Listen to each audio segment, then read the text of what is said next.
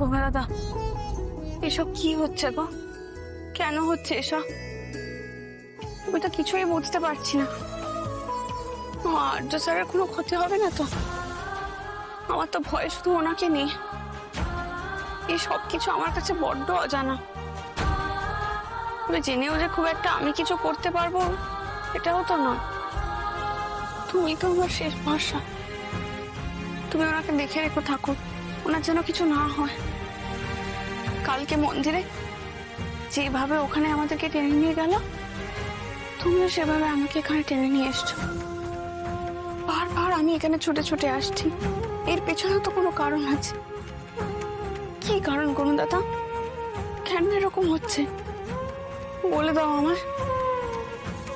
আমি স্বপ্নের মধ্যে কাকে দেখি, কারা বারবার আমাকে তাড়া করে, আমি কিছু বুঝতে পারি না। এর উত্তর দাও। কেমন যেন আমার মনে হয় আমি অন্ধকারে হারিয়ে যাব। তুমি আমাকে না বাঁচালে আমি যে হারিয়ে যাবো।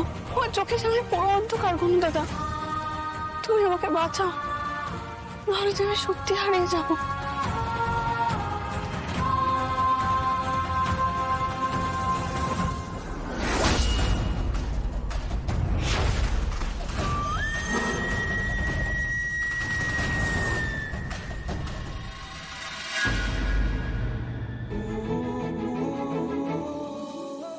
Meera, let's go. Wait wait wait, তোমরা কোথায় যাচ্ছ এইভাবে? আর্য, আরে আমি আছি তো। হ্যাঁ, আছি তো মানেটা কি? আর্য খুব ছেলে মানুষই হচ্ছে, এভাবে বেরোতে পারো না তুমি বাইরে। কিঙ্কর হোল্ড অন। আমি নর্মাল ভাবে বাঁচতে চাই, এইভাবেই বাঁচতে আমি ভালোবাসি, তুমি জানো। আর তুমি আমাকে বারবার এইভাবে আটকাতে পারো না। সব বন্ধ করো তো। কিঙ্কর, আমরা প্ল্যান করেছি আমরা একটা সকালে দৌড়াদৌড়ি করবো, তাতে আমাদের ভালো কার্ডিও হবে। কিঙ্কর কিছু বুঝতেই পারছে না। চলো গার্ডরা তাড়াতাড়ি এখানে চলে এসো। হ্যাঁ, এই স্যার বেরোচ্ছে না একদম সামনে। আর্য, ভালো, তোমরা একটু রেস্ট করো না। ঠিক আছে, আমি বলছি, রেস্ট করো। আর্য, ইয়া, আর রেস্ট করো। আরে কাম শোন।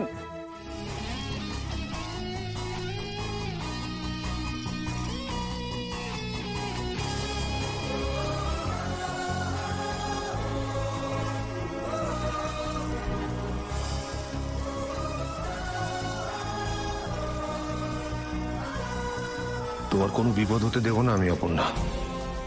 আমি তোমাকে একবার দেখার জন্য আসবো।